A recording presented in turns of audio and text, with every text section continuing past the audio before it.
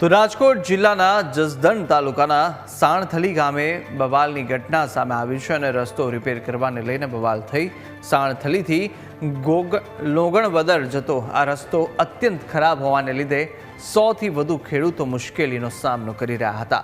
પ્રવીણભાઈની વાડીમાંથી રસ્તો નીકળતો હોય જેને લઈને વાડી માલિકે રસ્તો રિપેર કરવા આવેલા જેસીબીના કાચ તોડી અને ડ્રાઈવરને માર માર્યો છે। આવતીકાલે ખેડૂતો દ્વારા વાડી માલિક વિરુદ્ધ જસદણ મામલતદાર ખાતે આવેદનપત્ર પાઠવવામાં આવશે અને સમગ્ર મામલે પોલીસે ઘટના સ્થળે પહોંચી અને વધુ તપાસ પણ હાથ ધરી છે। બવાલની વિગતે એવું છે, સાણથલી લોંગણવદર આ રસ્તો છે।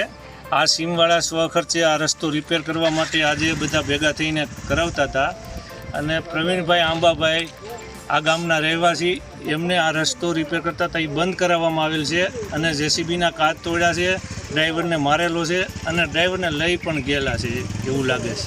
શું કહેશો આ બાબતે કોઈ પોલીસ ફરિયાદ કે?